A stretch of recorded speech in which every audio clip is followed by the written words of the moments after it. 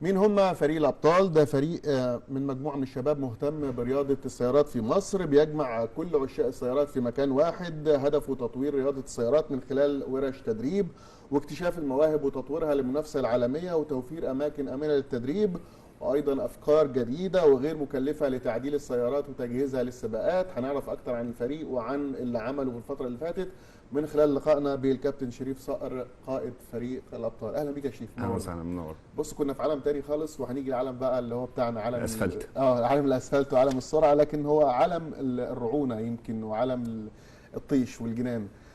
كتير قوي بيخاف من فكره السرعه مع العربيات، سرعه السيارات. يقول لك انا ما اضمنش ايه اللي ممكن يحصل مع العربيه، ما اضمنش ممكن اذي مين.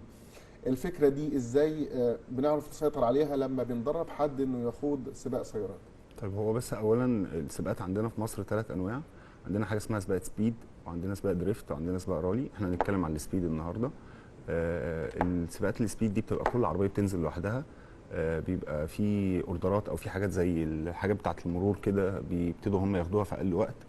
السرعه ما بتعداش 60 70 لكل عربيه، فهو العربيه بتبقى لوحدها في التراك، فالموضوع بيبقى مؤمن جدا. غير ما الناس فاكره سباق يعني عربيات كتيره يعني بيخشوا ببعض يعني بيحصل كوارث. لا، الموضوع مش كده خالص. اللي هيجي يشوف او يجي يحضر معانا سباق هيعرف بالتفاصيل اكتر يعني. شريف، ايه اللي دخلك المجال ده؟ انت هاوي، انت دارس، انت ايه بالتحديد عشان تخش في الحته انا دي؟ كنت طفل بعمل زي العمر الصغير كده في اول بداياتنا. كنا بنروح اماكن كده في شيراتون، او يعني اماكن بيبقى فيها تجمعات شباب كبيره قوي، وفيها اسماء دلوقتي كانت مشهوره قوي الحته دي على فكره. الاف كي اي. وفيها ابطال ما شاء الله دلوقتي بقوا ابطال. برضو كان كلنا بدايتنا من الشارع. كان بنلعب كتير يعني مجموعه عدد كبير قوي بيلعبوا من الشارع. ممكن لا قدر الله حد فينا بيخش في رصيف، حد ممكن بيأذي حد، الناس من الجمهور عدد كبير ممكن بيحصل له حاجه. فسبحان الله كان دايما بيراودني فكره اللي هو ايه، احنا عايزين مكان يلم الناس دي. هيلمهم ازاي؟ مكان يساعد الشباب اللي هم يتدربوا، ومكان للجمهور يعرفوا يتدربوا احسن، او يعرفوا قصدي يتفرجوا احسن. ف يعني كان سبحان الله دخلت كام سباق كده، بعد كده لقيت الموضوع صعب قوي يعني. بالنسبه لي انا كان صعب في الاول، مش عارف حد ومش عارف تفاصيل، وشويه شويه عقبال ما ابتديت اعرف، شويه شويه عقبال ما ربنا يكرمني وابتديت اللي انا اقدر اشارك او اقدر انافس. بعد كده ابتديت اكسب. حتى لما بقيت اكسب الموضوع اليوم بيخلص بسرعه. ما بلاقيش حد يشجعني على التدريب، ما بلاقيش حد يشجعني على تصليح العربيه. فابتديت ان انا افكر في موضوع الفريق، اللي يبقى فيه فريق يشجعك اللي انت تتدرب، يشجعك اللي انت اوريدي تاخد المغامره او تحتفل لما تكسب. كل التفاصيل دي بتفرق لما بتكون في وسط فريق. جميل. طيب، اتكلمنا عن مكان كان بيعتبر تقليديا كده عامل جذب لكتير من الشباب عشان يفرغوا طاقتهم في حبهم للسيارات. مع الزحف العمراني اللي شافته القاهره خلال ال 10 12 سنه اللي فاتت، في اماكن اصلا مخصصه انك تمارس فيها هوايتك. هو بتعملوا الكلام ده فين دلوقتي؟ احنا مشكلتنا اللي ما فيش مكان رسمي من الدوله للكلام ده، ودي مشكله يعني ممكن نتكلم فيها كتير قوي. احنا بنأجر اماكن خاصه بيبقى سعرها غالي، بتبقى عباره عن باركنج، وبنبتدي احنا نبنيه وبنعمل له السيستم بتاعه، وبنعمل له يعني الرولز بتاعته والتفاصيل بتاعته بحيث ان هو يبقى سيفتي للناس. بس يعني للاسف ما فيش اماكن. في حد ادنى للمساحه انتوا بتدوروا عليها؟ يعني اكيد مكان بالشكل ده عشان يساع سباق عربيات لازم يكون واسع وكبير. هو انا بقول لك هو بيبقى عباره عن اوردرات، بيبقى وسط التراك يعني زي باركنج كده كبير، وبنبتدي احنا نرص جواه التراك، الخط السير بتاعه والاوردرات والتفاصيل بتاعته كلها. انت في مشوار فريق الابطال بقالك كام سنه يا شريف؟ بقى لي سنتين. سنتين. عملنا اول ايفنت لينا، كان اول ايفنت لاكتشاف المواهب. كان اسمه اليوم الرياضي لاكتشاف المواهب، كان 2018. كان في مكان كويس ما شاء الله، ويعني كانت فكره السباق اللي احنا الاوائل بتوع السباق هم دول اللي هيمضوا عقد مع الفريق لمده سنه ويلعبوا باسم الفريق. وقد كان الحمد لله طلع 12 اوائل. اشتغلنا معاهم 2019 تدريبات، شاركوا في سباقات ما شاء الله، حققنا مراكز. عندنا ابطال، عندنا بنات وعندنا اولاد، عندنا ناس بتجي لنا من محافظات، عندنا ابطال من بورسعيد ومن اسكندريه معايا في الفريق ومن السويس. ما شاء الله يعني الموضوع كل شويه بيكبر وفي ناس بتشارك. والميزه عندنا ان احنا عربياتنا عاديه.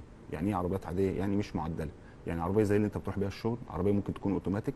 احنا البيت. بالظبط. احنا بنساعدهم، بيجوا بيتدربوا معانا. اولا بيتعمل لهم اختبار، وبعد كده بيتعمل لهم تدريب، ولو نسبه التدريب بتاعته او نسبه ادائه في التدريب معديه 90%، روحه واخلاقه مع الفريق، بنقدر ان احنا نضمه للفريق. برضه بيقدر يلعب معانا لمده سنه، فبياخد فرص كتيره بقى اللي احنا بنشارك في اي سباقات هو بيقدر يشارك تحت اسم الفريق، وبياخد فرصه ان هو يتدرب، بياخد فرصه ان هو يعرف تفاصيل وخبرات احنا خدناها في سنين قبل حتى فريق الابطال، فهو بياخدها على طبق من ذهب بحيث ان هو يقدر يستفاد. الفكره من كل ده اللي انا عايز زي سماسره لعيبه الكوره كده، يبقى في برضو المتسابقين. الفكره بتاعتنا يعني مش انت هتعمل سباق وخلاص، لا انا عايزه يعني زي جوت تانل، او يعني الحاجات اللي هي بتبقى فيها التدريب الاول عشان خاطر يقدر يأدي، او عشان خاطر اقدر اطلع منه الموهبه. لكن انا لو دخلته سباق كده وخلاص، هو يعني الموضوع كله مش هياخد معاه دقيقتين، لان التراك كله ما بيكملش دقيقتين يعني. فان احنا نعمل له سيت اب الاول، ونحاول نشتغل معاه معنويا، ونحاول نشتغل معاه نفسيا، ونحاول نشتغل معاه على العربيه بتاعته حتى لو امكانياتها ضعيفه، بس بنوظفه ازاي يطلع الباور ده، ازاي يستخدم الفرامل اللي تخليه ما يضيعش وقت، ازاي يستخدم البنزين اللي ما يخليش سرعه العربيه تعدي زياده عن اللزوم عشان ما يفرملش جامد. كل السنس ده بنقعد نعلمه فيه، وما شاء الله بيخشوا وبيجيبوا مراكز. كان عندنا سباق في اسكندريه، ما شاء الله عندي 5 من الفريق طلعوا اول في الكاتيجوري بتاعهم، من ضمنهم عندي اول وتاني بنات، وكل دي عربات عاديه. يعني ما شاء الله اغلب المشاركات اللي بنشارك فيها دايما عندي بيطلع اول وتاني، ويعني فئات مختلفه يعني. يعني معنى كده انه في فرق منافسه لفريق الابطال في مصر كتير؟ في ابطال من قبلينا اساسا اوريدي، وفي لا اللي هم يعني في اطار فريق، في اطار مجموعه، في فرق طبعا، في فرق، وفي فرق اقوياء، وفي فرق ما شاء الله يعني لا معاهم اوريدي يعني جاهزين، اوريدي بيخشوا سباقات من قبلينا بسنين، فطبعا اوريدي هم السيت اب بتاعهم اعلى بكتير يعني. في عدد محدد لفريق الابطال ولا العدد ده قابل انه يقل ويزيد؟ عدد متسابقين اساسيين ولا منظمين؟ احنا الفريق متقسم عندنا ل3 حاجات بس. قول لي التقسيم. عندنا متسابقين اللي هم متسابقين الفريق الاساسي، عندنا منظمين، عندنا حاجه اسمها الاشبال. المتسابقين اللي هم المتسابقين الاساسي هم في حدود 12 متسابق. المنظمين حوالي 15 منظم، دول بقى من حاجات ميديا، من حاجات تنظيميه في الفريق. عندنا الاشبال دول يعني دول الفاكهه، او دول اهم حاجه، دول الثروه بتاعتي. من سن كام بقى يا شريف؟ من 8 سنين. 8 سنين؟ من 8 سنين لغايه 15 سنه. ده بيشتغل في حاجات، او بيبقى يعني مسؤول عن حاجات، او بندربه على حاجات مالهاش دعوه بالسواقه خالص. من 15 سنه بقدر اشتغل معاه سواقه. وفي عندنا في ناس في السن ده ما شاء الله بتسوق وبتعمل اداء كويس، بيبقوا يعني دايما بيبقوا ابناء المتسابقين، فبيبقى السهل اللي هو يقدر ينزل على عربيه والده او والدته، وما شاء الله بينزلوا التراك وبيعملوا الاوردرات، وبيقعدوا يسمعوا الميتنج بتاعنا وبيفهموا تفاصيل وبيناقشوني فيها. فالاشبال دورهم كبير قوي، وبيساعدونا في المارش، في التنظيم، في يعني بيساعدونا في التفاصيل. والميزه الاشبال بيبقى عنده طاقه يعني غير اي حد، اللي هو بيعمل حاجه هو بيحبها، فانت بتلاقي منه حب غريب قوي يعني. شريف، قلت لي انه في بطلات في فريقك وفي ناس حققت مراكز في منافسات وسباقات كتير. طب عايز اخدك كده لوجهه النظر السائده ما بين الجمهور في مصر. يقول لك البنات او الستات سواقتهم يا اما ما بتعرفش تسوق كويس، يا اما بتسوق احسن من انهي سواق. يعني انت من خلال وجودك في المجال ده شايف القياده النسائيه في مصر شكلها ايه يا شريف؟ هو انا يعني هجاوب بثقه جامده قوي. انا عندي بنات بتسوق زي الولاد. انا عندي بنات بتشد هاند بريك، بتعمل خمسات بالعربيات وعربيات ستوك، وفي منها اوتوماتيك. فالحمد لله يعني لا ما عنديش فرق بين، بالعكس احنا عندنا البنات بتنافس. عندي بنت بتنافس في الكاتيجوري بتاع الشباب، يعني هي بتاخد اول شباب، واوريدي كمان بتنافس في الكاتيجوري بتاع الشباب. يعني السباقات بتبقى متقسمه كاتيجوري، يعني من 1600 ل 2000، ومن 2000 لفوق ال 2000، والامامي لوحده والخلفي لوحده. فما شاء الله عندي البنت بتنافس في الفئه بتاعتها بتاعت الشباب. فلا ما عنديش الموضوع ده خالص، بالعكس ده احنا كويسين يعني جدا جدا، ومش هتصدق لما تشوف ده بعينك. تمام. شريف انا اسف معلش، وقت التدريب للمتسابق الجديد عشان تأهله للمنافسه، تأهله للسباق بتختلف من حد لحد. في حد ممكن يعني يبقى هو جاي عايز يستفيد او عايز يتعلم، وفي واحد للاسف بيبقى جاي فاكر اللي هو يعني زي ما احنا كلنا كده في الشارع. مثلا بروح مشوار الشغل فانا بنجز في وقت، فانا كده احسن سواق، او انا بسافر اسكندريه فمش عارف في وقت قد ايه فانا كده احسن سواق. لا، هو الموضوع في التراك مختلف، يعني سواقه التراكات مختلف، زي سواقه الرمله، زي يعني كل سواقه ليها طريقه. فدي سنس بيختلف بقى. في واحد بيفهمه بسهوله، في واحد بيبتدي يتناغم ويبتدي يشوف ايه اللي بيحصل، بيبقى واخد باله من السنس نفسه بتاع الدريكسيون، السنس بتاع البنزين. الحاجات دي كلها يعني بتفرق من حد لحد. ممكن حد من اول تدريب يبتدي يبان فيه اللي هو عنده موهبه، ممكن حد من ثالث تدريب، ممكن حد من ثالث تدريب يقدر يشارك باسم الفريق وفعلا يؤدي اداء كويس، وده حصل معانا. يعني في حد او اكتر من ثاني تدريب ما شاء الله انا بقيت شايف ان ده فعلا جاهز ان هو يشارك، ولما بيشارك بيجيب كاس. حتى يعني لما بيشارك ده بيشارك مع سباق، بيشارك مع متسابقين بيبقى اوريدي معاهم عربات معدله وخبرات، وما شاء الله بيكسب. نسيت اسالك عن سن المتسابق او سن عضو فريق الابطال. في حد اقصى للاشتراك؟ لا. مفتوح؟ مفتوح. يعني احنا عندنا اوريدي في الرياضه، ما انا بقول لك الرياضه عندنا فيها ابطال كتير قوي قبلينا، وفي منهم اعمار كبيره ما شاء الله، يمكن وصل 50 او اكتر من 50 ولسه لغايه دلوقتي بيشاركوا. فميزه الرياضه ما فيهاش سن. عندنا كمان ما شاء الله دايره كبيره قوي من منظمين، ويعني عندنا بطولات بتتعمل، اي نعم لسه للاسف البلد مش واخده حقها قوي، يعني لسه حاليا ما عندناش اتحاد، يعني كان ما شاء الله الفتره اللي فاتت دي في اتحاد الموتوسيكلات او الدراجات الناريه، فده كويس، خطوه كويسه، يا رب احنا يحصل لنا كده. فلا الرياضه فيها كتير وفيها ابطال ما شاء الله. وعندنا كمان حاجه جميله، اللي احنا عندنا ابطال بره مصر، يعني ده الجديد عندنا، يعني في متسابقين هم عندهم اوريدي خبرات وبيشاركوا. في كابتن اسمه ايمن درويش، ده بيشارك في سباقات بورش فورمولا في البرازيل، وبيطلع اول على مصر، بيبقى على البوديوم بتاع البرازيل الاول، ودي حاجه انا بحلم بيها، ان انا رؤيتي من الفريق ده كله، اللي انا ربنا يكرم كده وعلم مصر يبقى في الثلاثه الاوائل بس في فورمولا 1 يعني. ففي ايمن درويش، في عندنا كابتن احمد سمير، في عندنا شبل بنجهزه لبطوله العالم للكارتنج، ويمكن الكارتنج ده اساس السباقات، اسمه احمد السيسي، ان شاء الله يعني بنجهزه لبطوله العالم السنه دي. في شويه ابطال برضو حوالين العالم ما شاء الله بيشاركوا باسم مصر ومعانا في الفريق. تمام.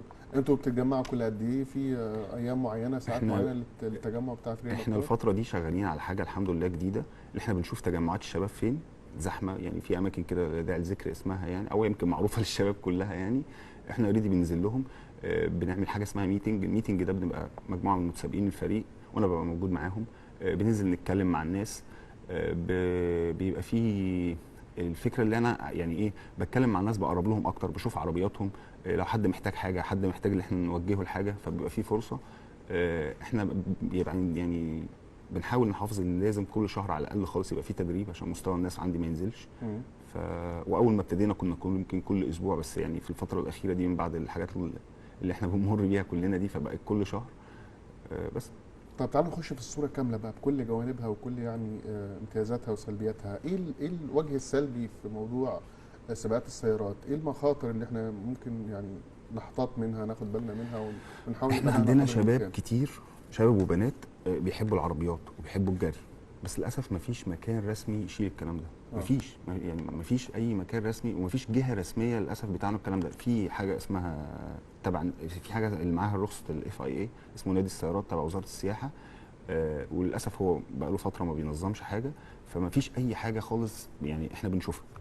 فاحنا نفسنا في مكان، نفسنا اللي المنظمين ما شاء الله عندنا منظمين اقوياء يساعدوا بعض ويعملوا اتحاد، يعني يبقى في اتحاد للسيارات عشان نقدر يبقى في رياضه. الرياضه دي قايمه عليها اقتصاد كبير قوي في الدول اللي حوالينا كلها، يعني الامارات وبحرين، تونس ما شاء الله عامله دلوقتي حاليا جامعه اسمها جامعه التونسيه للسيارات.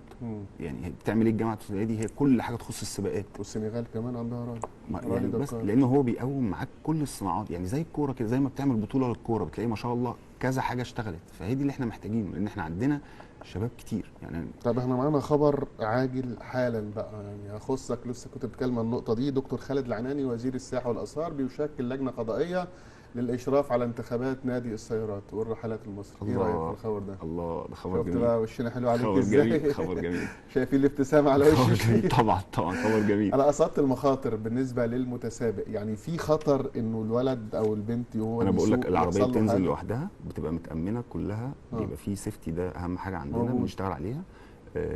بيبقى في كاوتش، بيبقى في باريرز، يعني اقصى حاجه بيخبط في كاوتش.